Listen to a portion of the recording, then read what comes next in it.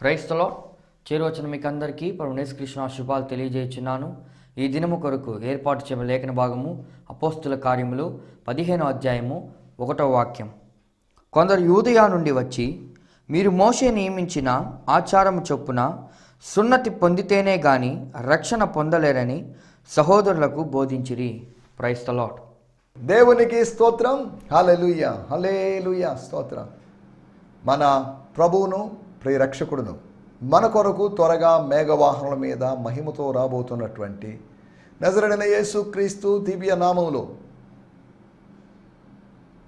శాంతి TV అనేటువంటి ఈ ఛానల్లో గత 4 సంవత్సరాలుగా ప్రసారమవుతున్నటువంటి ఆయన హెచ్చవలసి ఉన్నది అనేటువంటి అనుదిన ఆత్మీయ కార్యక్రమం ఉదయం 8 నుంచి 8:30, సాయంకాలము 4 నుంచి 4:30, ఒక్క శనివారం మాత్రం 3:30 నుంచి 4 గంటల వరకు ప్రసారం అవుతున్నటువంటి ఆయన హెచ్చవలసి ఉన్నది, హీ మస్ట్ ఇంక్రీజ్ అనేటువంటి ఈ కార్యక్రమ వీక్షకులైన ఈ కార్యక్రమానికి స్పాన్సర్స్గా, స్పిరిచువల్ స్పాన్సర్స్గా ఉన్న, అనగా ఈ కార్యక్రమం కొరకు ప్రార్థిస్తున్న, ఈ కార్యక్రమాన్ని ఆదరిస్తున్న, ప్రోత్సహిస్తున్న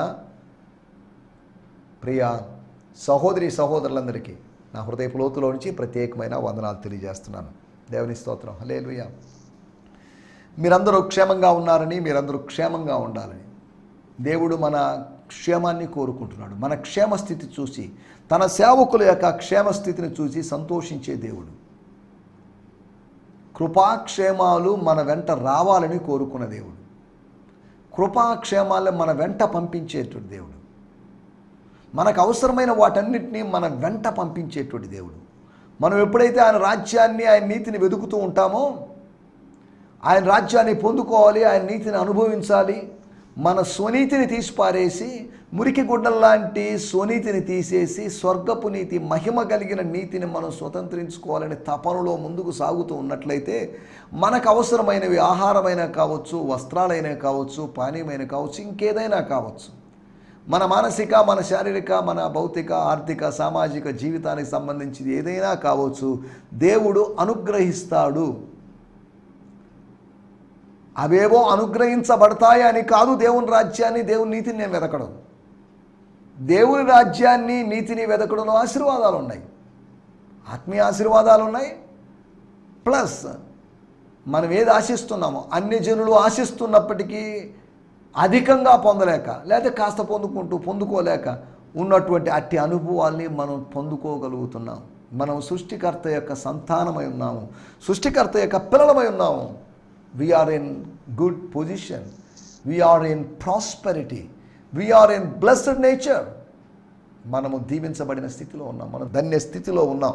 దేవుని స్తోత్రం. మన అన్యులుగా ఒకప్పుడు ఉన్నాం, అన్యులుగా ఉన్న మనల్ని దేవుడు ధన్యులుగా చేశాడు అనే సంగతిని మీకు జ్ఞాపకం చేస్తున్నాను. దేవుని స్తోత్రం. హల్లెలూయా. దయచేసి జ్ఞాపకం చేసుకోండి, ఇది డిసెంబర్ నెల. డిసెంబర్ నెల అంటే సేవకులందరూ బిజీగా ఉంటారు. ప్రభు చిత్తమైతే వచ్చే వారం, అనగా రేపు, ఎల్లుండి, అవతల 2-3 రోజులు నేను తెలంగాణలో ఉంటాను. 2 రోజులు గోదావరి కని ప్రాంతంలోను, అంతేకాకుండా హైదరాబాద్లోను, తర్వాత రాజమండ్రికి యువతలో ఉన్నటువంటి బండాపురం, ఈస్ట్ గోదావరి జిల్లా, అక్కడ ఉంటాను. వేరువేరు ప్రాంతాలకి పరిచర్యలకి నేను వెళ్తున్నాను. దేవజనులు సెమీ క్రిస్మస్ అనో, క్రిస్మస్ మహోత్సవాలను ఈ పెట్టుకుంటున్నప్పటికీ కూడా ఒక క్రిస్మస్ సందేశం అందించడానికి కాదు, కానీ క్రీస్తు సందేశం అందించడానికి. క్రిస్మస్ సందేశం క్రీస్తు సందేశం కాకపోవచ్చు, కానీ క్రీస్తు సందేశంలో క్రిస్మస్గా పాత్ర లేదు. కాబట్టి క్రిస్మస్ను వ్యతిరేకించి నేను మాట్లాడడం లేదు. కొంతమంది అడుగుతున్నారు, మీరు వ్యతిరేకిస్తున్నారు, అయినప్పటికీ ఈ కూడికల్లోకి వెళ్ళి వాక్య పరిచయం చేస్తున్నారు ఏంటి అని. ఒక సేవకుడిగా నేను పిలువబడ్డప్పుడు వెళ్ళాల్సిందే. నా అనుకూలతను బట్టి, నాకు కలిగిన ఆత్మ నడిపింపును బట్టి, సరే వస్తాను పాస్టర్ గారు అని వాళ్ళకి ఒక డేట్ ఒప్పుకుంటాను నేను. అలాగని నేను రాలేనండి అని నేను కూర్చోలేను.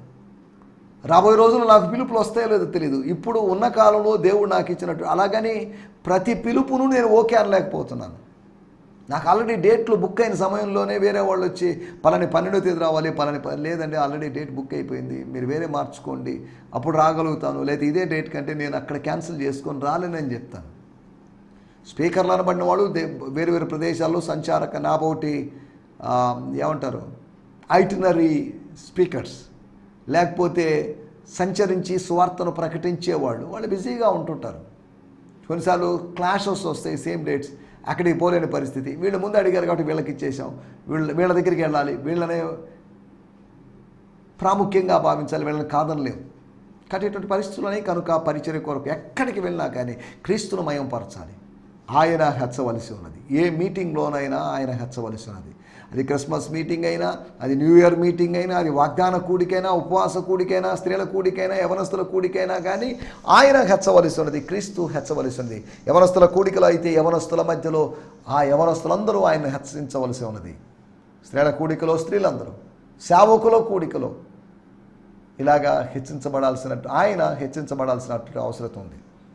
అంతేకాకుండా ఇంకా వేరు వేరు ప్రదేశాల్లోకి వెళ్తున్నాను. ఈ నెల ప్రభు చిత్తమైతే 20వ తేదీ నెల్లూరులో చెన్నై నుంచి నా స్నేహితుడు ఒక ఆయన పాస్టర్ జీకే ఇవాన్స్ గారు, గ్లోబల్ గుడ్ న్యూస్ మిషన్ వారు వస్తారు. ఒక చిన్న పాస్టర్ల మీటింగ్ ఏర్పాటు చేయాలని ఆలోచన కలిగి ఉన్నాం. ఇలా వేరు వేరు కార్యక్రమాలు చేస్తున్నాం. నా కొరకు ప్రత్యేకంగా ప్రార్థించాల్సిందిగా కోరుతున్నాం. డిసెంబర్ అనగా ఈ నెల 26వ తేదీ మంచిర్యాల అనేటువంటి ప్రదేశంలో, 26 కాదు 27వ తేదీ మంచిర్యాలలో మీటింగ్ ఉంది. 28వ తేదీ రామగుండంలో పాస్టర్స్ మీటింగ్ ఉంది. వేరే ప్రదేశాలకి ఇంచుమించు ఈ నెల నేను షెడ్యూల్ చేసిన దాని ప్రకారం 23 కార్యక్రమాలు ఉన్నాయి. 14వ తేదీ ఉదయము సాయంత్రం హైదరాబాద్లో ఉంటాను. హైదరాబాద్లో అక్కడ సహోదరి సిస్టర్ యానీ నీలిమా గారు ట్రాన్స్జెండర్స్ మధ్యలో ఒక చిన్న కార్యక్రమాన్ని ఏర్పాటు చేస్తున్నారు. దాన్ని బట్టి నేను ప్రభు నామాన్ని మహిమపరుస్తున్నాను. ఇటంతా వెళ్ళడానికి ఆర్థిక వనరులు కావాలి. దేవుడు ఇస్తున్నాడు, ఇప్పటి వరకు ఇచ్చాడు, ఇక ముందు కూడా ఇస్తాడు. ఆర్థిక వనరులు దేవుడు నాకు అనుగ్రహించిన దాన్ని బట్టి నేను సమకూర్చుకుంటాను. అదే సమయంలో నన్ను ఆహ్వానించిన వాళ్ళు, వాళ్ళకి తోచింది, వాళ్ళకి కలిగిన ప్రేరేపణను బట్టి, వాళ్ళ ఆర్థిక స్థాయిని బట్టి వాళ్ళు నాకేదో చేస్తారు. నేను ఎంతవరకు డిమాండ్ చేసి నాకంత ఇవ్వాలి, 3,000, 4,000, 10,000 డిమాండ్ అంటూ ఏం లేదు. సువార్తను ప్రకటించాల్సిన బాధ్యత ఉంది. సువార్త ప్రకటించకపోతే శ్రమ. సువార్తను అమ్ముకోకూడదు. చాలామంది సువార్తను అమ్ముకుంటున్నారు, మాకు అంతే ఇవ్వండి, ఇంత ఇవ్వండి అని. ఎవరు వచ్చినా అవే మాటలు చెప్తారు. కాకపోతే వాళ్ళకి ఉన్నటువంటి లోకంలో అంటే పాపులారిటీని బట్టి ఆయన వస్తే బాగా జరుగుతుందేమో అని అనుకుంటారు. ఒకటిదే. ఎంత పెద్దవాళ్ళు వచ్చినప్పటికీ ప్రభువు రాకపోతే, ప్రభు కార్యం అక్కడ జరగకపోతే అది వ్యర్థమే. మనిషి యొక్క వాక్చాతుర్యాన్ని బట్టి వేడుకగా జరిగినట్టు కూడికలో ఎటువంటి ప్రయోజనం లేదు. ఈ రోజుల్లో వక్తల యొక్క వాక్చాతుర్యాలు వేదిక మీద వ్యక్తమవుతున్నాయి. వాక్చాతుర్యం కోసం, వాక్చాతుర్య ప్రదర్శన కోసం దేవుడు మనల్ని పిలవలేదు. మన దాటిగా ధారాళంగా మాట్లాడవచ్చు. ఆ మాట్లాడేంత మాత్రాన మనం ఏదో గొప్ప ప్రసంగులపై ఆత్మలు కదిలించబడతాయి, ఆత్మలు రక్షింపబడతాయి, ఉజ్జీవపడతాయి అనుకోవడం పొరపాటే. దేవుని స్తోత్రం. సమయంలో ఇవన్నీ ఎందుకు చెప్తానంటే మీరు ప్రార్థన చేస్తారు అనేటువంటి ఉద్దేశంతో ఒక్క నిమిషం వీటి కోసం ప్రార్థన చేయండి. ఒక చిన్న ప్రార్థన చేసుకుందాం. దయచేసి నాతో ఏకీభవించండి. ఒకవేళ పక్కన మీ సతీమణి ఉన్నట్టయితే ఆమె చేతిని పట్టుకుని ఆమెతో కలిసి మీరు ప్రార్థనలు ఏకీభవించండి. లేకపోతే మీ పక్కనే మీ భర్త గారు, మీ హస్బెండ్ గారు ఉన్నట్టయితే వారి చేతిని పట్టుకోండి. అందరూ యూనిటీకి గుర్తుగా కలిసి ప్రార్థన చేస్తాం. పరిశుద్ధమైన మా దేవా, మీకు వందనం చేస్తున్నాం. ఈ దినాల్లో మీ దాసులు వేరువేరు చోట్లకు వెళ్తున్నారు. వేరువేరు ప్రదేశాల్లో ఉండే దైవజనులు వేరువేరు ప్రదేశాలకి, ఈస్ట్ గోదావరి వాళ్ళు గుంటూరు జిల్లాకో, లేకపోతే గుంటూరు జిల్లా వాళ్ళు ఈస్ట్ గోదావరికో, వెస్ట్ గోదావరికో, అటు ఇటు ఇక్కడి వాళ్ళు తెలంగాణకో, తెలంగాణ వాళ్ళు ఇక్కడికి వస్తున్నారు. ప్రభా, సేవకులు అటు ఇటు వెళ్తున్నారు, సేవకులు ప్రయాణిస్తున్నారు, సేవకులు సాగనంపబడుతున్నారు, సేవకులు స్వయంగా వెళ్తున్నారు, సేవకులు ప్రేరేపణకు గురై వెళ్తున్నారు. వీటన్నిటిని బట్టి మీకు వందనం చేస్తున్నాం. ఇకంతా ఇన్సైడ్గా జరుగుతున్నటువంటి ఈ వర్క్ అంతటిని బట్టి మీకు వందనం చేస్తున్నాం. పరిశుద్ధాత్మదేవా, మీ కార్యములు మరలా మేము చూడాలి. సంవత్సరములు జరుగుతుండా నీ కార్యములు నూతనపరచు ప్రభువా. నీ కార్యములు నూతనపరచమని కోరుకుంటున్నాం ప్రభువా. తండ్రి, మీకు వందనము చేయిస్తున్నాం. నువ్వు అలా నూతనపరిచే దేవుడివి కనుక నిన్ను స్తుతిస్తున్నాం. ఈ సమయంలోనైనా మా ముందున్నట్టు వాక్య పరిచర్య కొరకై మీకు వందనం చేస్తున్నాం. ముందున్న ప్రోగ్రామ్స్ అన్నిటి కొరకై మీకు వందనం చేస్తున్నాం.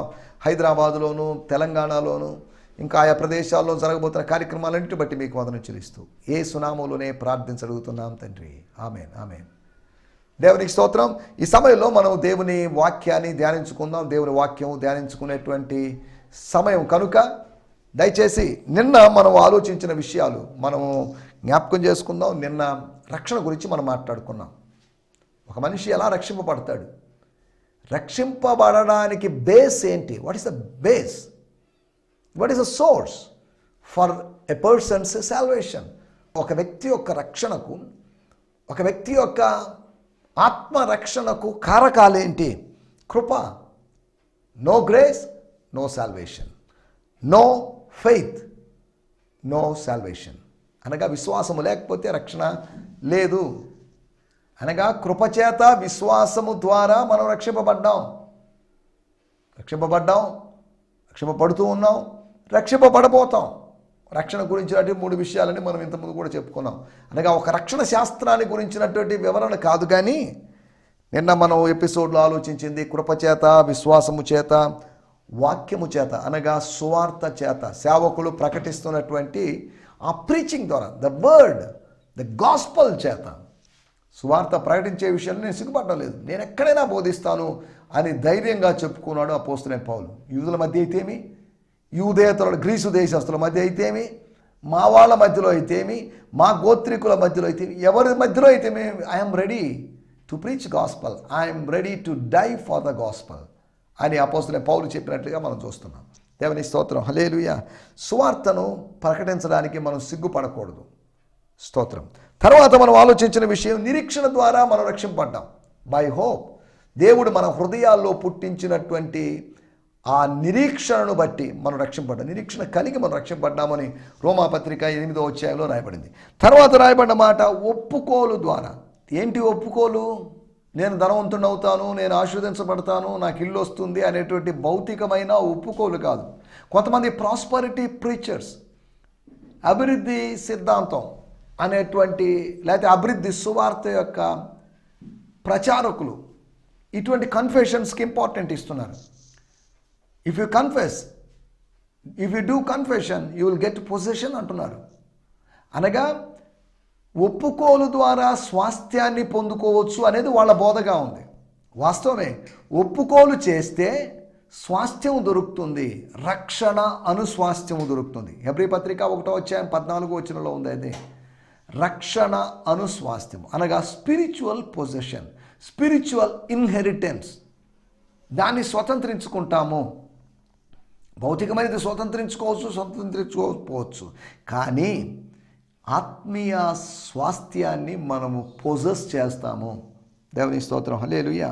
మనం ఆలోచించిన విషయాలు కృపచేత, విశ్వాసం ద్వారా, వాక్యం ద్వారా, నిరీక్షణ ద్వారా, ఒప్పుకోలు ద్వారా, అంతేకాకుండా మనకొక నూతనమైన స్వభావాన్ని మనం పొందుకోవడం ద్వారా. అనగా మన పాత స్వభావం, ప్రాచీన స్వభావం తొలగిపోయి, అనగా తొలగించబడి, ఆ ప్రాచీన స్వభావాన్ని పరిశుద్ధాత్ముడు తొలగించి, అనగా he would do the transplantation of our character.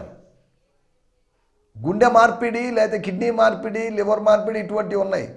కానీ మన క్యారెక్టర్ యొక్క మార్పిడి, అనగా మన రాతి హృదయాన్ని తీసివేసి, రాతి స్వభావం కలిగిన, స్పందించని స్వభావం లేనటువంటి ఆ హృదయాన్ని తొలగించి స్పందించగలిగినటువంటి మెత్తని, శుతి మెత్తని హృదయాన్ని దేవుడు మనకు అనుగ్రహించబడ్డం అనే దీన్ని బట్టి అర్థం చేసుకోవచ్చు. తర్వాత బాప్తీసం ద్వారా, అనగా నీళ్ళలో బాప్తీసం గురించి కాదు, కానీ బాప్తీసం యొక్క సాదృశ్యం, ద ఐడెంటిఫికేషన్, లేకపోతే ఆ ఎక్స్పీరియన్స్, అనగా క్రీస్తు యేసులోనికి బాప్తిజం ఇంటూ క్రైస్ట్, ఇన్ క్రైస్ట్. క్రీస్తు అనే జలములలోకి, పరిశుద్ధాత్మ బాప్తిజం గురించి కాదు, క్రీస్తు శరీరములో అవయములుగా మారున్నట్లుగా 1 కొరింథీ పత్రిక 12వ అధ్యాయం 13వ వచనంలో ఉన్న బాప్తిజం గురించి. ఒకడు నీటి మూలముగాను ఆత్మ మూలముగాను జన్మిస్తే తప్ప దేవుని రాజ్యంలో ప్రవేశించలేడు. నీటి మూలంగానగా నీటి బాప్తిజం అనుకున్నారు. నీటి మూలముగా అంటున్నప్పుడు వాక్యమైనటువంటి క్రీస్తులో ఆయనలోకి రావడం, ఆయనలో ఉండడము, దాని వలన ఆయనలో ప్రవేశపెట్టబడ్డం వలన, ఆయనలో మనల్ని ఇంప్లాంట్ చేయడం వలన, క్రీస్తు యేసులోనికి బాప్తిజం పొందిన మీరు అనే మాట మనం చూస్తున్నాం. బాప్తిజం ద్వారా, అనగా నీళ్ళలో మునిగి లేవడం వలన, లేకపోతే మనం డైలీ చేసేటువంటి స్నానము ద్వారా మనం రక్షింపబడ్డం లేదు. తీతుకు రాసిన పత్రిక పునర్జన్మ సంబంధమైన స్నానము ద్వారా, పునర్జన్మ సంబంధమైన స్నాన అనుభవము అది మనల్ని రక్షణ అనుభవం అనిపిస్తుంది. బాప్తిజం అంటే స్నానమే, కానీ పునర్జన్మ కలుగునట్లుగా, అనగా కొత్త జన్మ కలుగునట్లుగా, అనగా న్యూ ఎక్స్పీరియన్స్ కలుగునట్లుగా జరిగేటువంటి స్నానం అది. దాన్ని దీక్షాస్నానం, తపోస్నానం, జ్ఞానస్నానం అనేటువంటి వేరు వేరు మాటలు మనం ఉపయోగించుకుంటాం లేదా వాడుతున్నాం. సరే, దీని స్తోత్రం, దేవునికి స్తోత్రం. వీటన్నిటి గురించి మనం నిన్నటి ఎపిసోడ్లో మాట్లాడుకున్నాం. రక్షణ గురించి. రక్షణ అనేది ఒక గంభీరమైనటువంటి అంశం. మనం రక్షింపబడ్డామా? ఎలాగా? దేంట్లోంచి రక్షింపబడ్డాం? ఎలా రక్షింపబడ్డాం? బైబిల్ స్కూల్స్లో సోటీరియాలజీ అనేటువంటి ఒక శాస్త్రమే ఉంది. అనగా రక్షణ శాస్త్రం. సోటీరియో అనగా రక్షణ శాస్త్రం. మళ్ళీ దాంట్లో కొద్దిగా లోతుగా వెళ్ళినప్పుడు పాపశాస్త్రం అనేటువంటి ఒక శాస్త్రం ఉంది. పాపం ఏంటి, పాపం నిర్వచనం ఏంటి, పాపం ఎక్కడెక్కడ కనిపిస్తుంది, ఏ విధాలుగా మనం చేసేటువంటి అవకాశం ఉంది అనే దాని గురించిన స్టడీ హమర్టియాలజీ అన్నారు. సరే, ఏదేమైనప్పుడు థియాలజీలో భాగంగా సోటీరియాలజీ కావచ్చు, అమర్టియాలజీ కావచ్చు, ఏదైనా కావచ్చు, మనం వీటి గురించి ఆలోచిస్తున్నాం. వాక్యానుసారంగా పరిశుద్ధాత్మ దేవుడు వీటిని గురించి ఆలోచిస్తున్నప్పుడు మనకు మరింత వివేకాన్ని అనుగ్రహిస్తున్నాడు. రండి, మన సమయం కొద్దిగా ఉంది కనుక మన దేవుని వాక్యాన్ని ధ్యానించుకుందాం. ఈ దినము కూడా మన ధ్యానం నిమిత్తమై అపోస్తుల కార్యములు 15వ అధ్యాయము 1వ వచనం. అపోస్తుల మీరు మోషే నియమించినటువంటి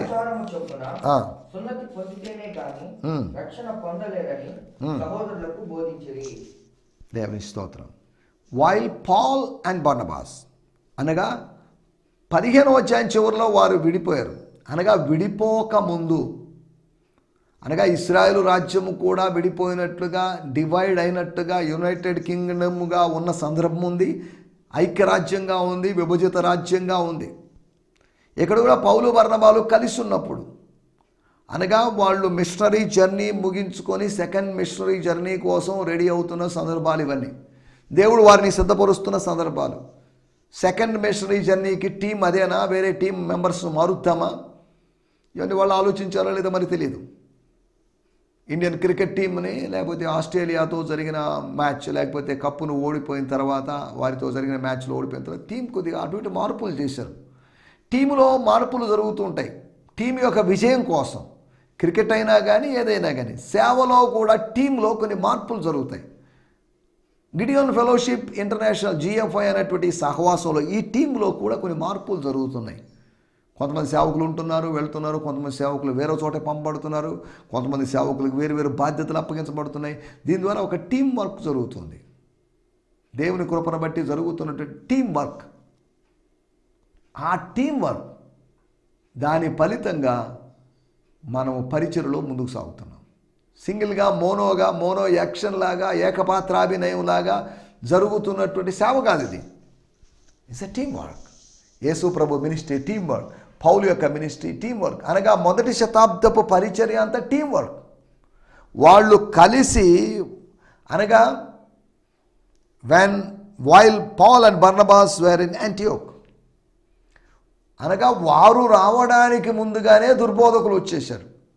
సద్బోధకులు రావడానికి ముందుగానే దుర్బోధకులు వచ్చేశారు. శరీర సంబంధమైన బోధ ఆత్మ సంబంధమైన బోధ కన్నా ముందే వచ్చేసింది. ప్రకృతి సంబంధమైనది మొదట, తర్వాత ఆత్మ సంబంధమైనది అని లేఖనాల్లో మనం చూస్తున్నాం. 1 కొరింథీ పత్రిక 15వ అధ్యాయంలో సమ్ ఫాల్స్ టీచర్స్, వీళ్ళిద్దరు ఉన్నారు. ఫాల్స్ టీచర్స్ ఎక్కువ మంది ఉన్నారు. మోర్ దాన్ 2 ఉన్నారు. 3 4 5 మనది తెలియదు. Some false teachers came from Judea to trouble the believers. విశ్వాసులను కలవరపరచడానికి, విశ్వాసులను కన్ఫ్యూజన్లోకి తీసుకొని రావడానికి సద్బోధకులు ఒక స్పష్టత కోసం ప్రయత్నం చేస్తే, దుర్బోధకులు ఒక కలవరాన్ని కలిగిస్తారు. False teachers they would come for confusion, but sound doctrine teachers, good teachers, spiritual teachers they would come for clarity. అంతా బాగానే ఉంది. బాగా జరుగుతున్నటువంటి యాంటియోక్ సంఘం. అగబు అనేటువంటి ప్రవక్త వచ్చాడు. అంతా బాగానే జరిగింది. సంఘం బాగానే కొనసాగుతుంది. కొన్ని రోజుల తర్వాత ముందు ప్రవక్త వచ్చాడు, నిజ ప్రవక్త వచ్చాడు. తర్వాత అబద్ధ ప్రవక్తలు వచ్చారు, అబద్ధ బోధకులు వచ్చారు. తర్వాత నిజ బోధకులు అక్కడికి వచ్చారు. అనగా ఎక్కడ కరెక్షన్ అవసరమైందో దేవుడు తన దాసులను అక్కడికి పంపిస్తున్నాడు. కొన్ని కరెక్షన్ల కోసం, కొన్ని సాల్వేషన్స్ కోసం, కొన్ని రివైవల్స్ కోసం, కొన్ని హీలింగ్స్ కోసం దేవుడు మనల్ని పెట్టినాడు. ఇక్కడ నెల్లూరులో పెట్టినా, లేదా మిమ్మల్ని ఉంచినటువంటి ఏ స్థలములోనైనా ఒక ఉద్దేశంతో కోసమే, కొన్ని సరిచేయబడ్డాల కోసం కావచ్చు, కొన్ని స్వస్థతల కోసం కావచ్చు, కొన్ని సంస్కరణల కోసం కావచ్చు, కొన్ని ఉద్యోగాల కోసం కావచ్చు దేవుడు మనల్ని అక్కడ పెట్టాడు. ఏదో టైం పాస్ కోసం దేవుడు మనల్ని ఇక్కడ పెట్టలేదండి. ఉదాహరణకి సొదమ గొమరలో, లేకపోతే గొమరా తీసేసేయండి, సోదంలో దేవుడు లోతును పెట్టాడు. ఎందుకు పెట్టాడు? వాళ్ళకు ఒక కంటిన్యూస్ రిమైండర్గా ఉండడం కోసం, వాళ్ళకి నిత్యము జ్ఞాపకం చేయడానికి. రే బాబు, దేవుడు మాతో చెప్పాడు, దేవుడు నాతో మాట్లాడాడు, మా ఇంటికి వచ్చిన దేవదూతలు చెప్పారు ఆకాశం నుంచి అగ్ని కురుస్తుందని. అయ్యో, ఇంతకుముందు ఎప్పుడో మీ తాతగారు ఎవరో మీ పూర్వీకుడు ఒక ఆయన అన్నాడట ఆకాశం నుంచి వర్షం కురుస్తుందని. మళ్ళీ ఇప్పుడు అదేదో కురిసినట్టుంది బై మిస్టేక్. ఇప్పుడు కురుస్తుంది కాబట్టి అగ్ని కురిసే అవకాశం లేదు. ఇప్పుడు వర్షం కురుస్తుంది కాబట్టి కురిసే అవకాశం ఉంది. అగ్ని ఎలా కురుస్తుందండి? ఫాస్ఫరస్ లేదా గంధకము ఎలా కురుస్తుంది? ఏం మాట్లాడుతున్నారండి? శాస్త్రీయంగా మాట్లాడడం లేదు మీరు. భూమి నుంచి నీళ్లు ఆవిరైపోతున్నాయి, పైకి వెళ్తున్నాయి, వర్ష రూపంలో వస్తున్నాయి, మేఘాల్లో దాచుకున్న నీరు మేఘం ఒలకపోసింది, లేకపోతే కుమ్మరించేసింది, దాని ఫలితంగా వర్షం వచ్చేసింది. That's okay. వర్షము అంటే అది దట్స్ సైంటిఫిక్. భూమిని ఆవిరి చేత తడుపుతూ ఉన్నప్పుడు వర్షం అన్నప్పుడు అది అన్సైంటిఫిక్గా అశాస్త్రీయంగా అనిపించింది. ఇప్పుడు ఆకాశము నుంచి వడగండ్ల వాన అని కాదు, అగ్నిగంధకముల వాన, ఆమ్ల వర్షాలు అన్నట్టుగా, యాసిడ్ రైన్స్ అన్నట్టుగా. అది అంటే అనగా శాస్త్రము నేడు చెప్పబడుతున్న ఫిజికల్ సైన్స్ అంతగా డెవలప్ కాని రోజుల్లో సైన్స్ డెవలప్ అయిందా లేదని నీకు అనవసరం, కానీ స్పిరిచువల్గా దేవుడు నీతో మాట్లాడుతున్నాడు, దేవుడిని దర్శిస్తున్నాడు. ఆ సందేశాన్ని ప్రజలు సైన్స్కి అతీతమైనటువంటి సందేశము సువార్తలో దాగి ఉంది. దేవుని స్తోత్రం. వీటి గురించి మనం మాట్లాడుకుంటున్నాం. బోధించడం, వారు ఏం చేశారంటే దే టాట్, వాళ్ళు ఉపదేశించారు, బోధించారు. ఏమని ఉపదేశం చేశారంటే సున్నతి సువార్తను బోధించారు. సిలువ సువార్త కాదు, ఇప్పుడు సున్నతి సువార్త బోధించడం విచారకరం.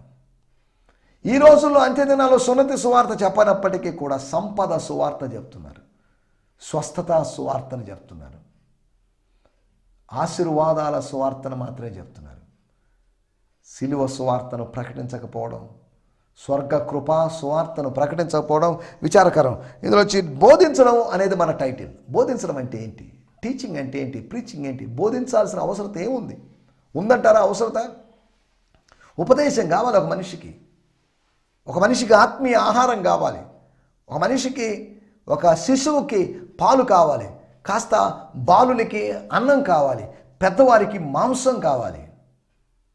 అనగా సువార్త అనేటువంటి పాలు, ఉపదేశం అనేటువంటి అన్నం, మర్మాలు అనేటువంటి మాంసం యొక్క అవసరత మనకు ఉంది అని మనం జ్ఞాపకం చేసుకోవాలి.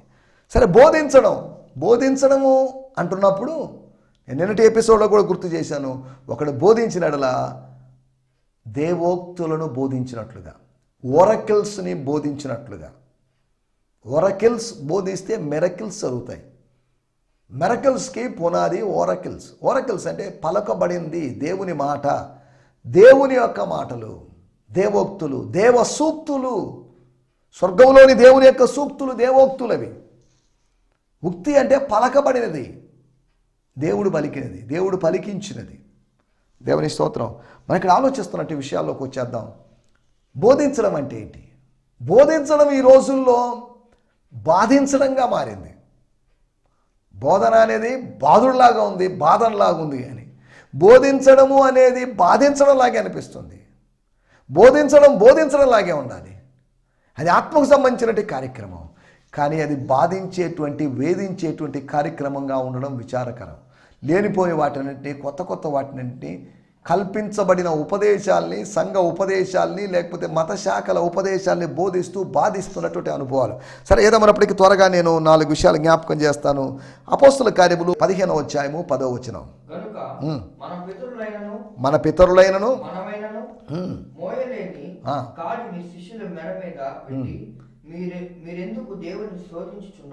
చాలండి.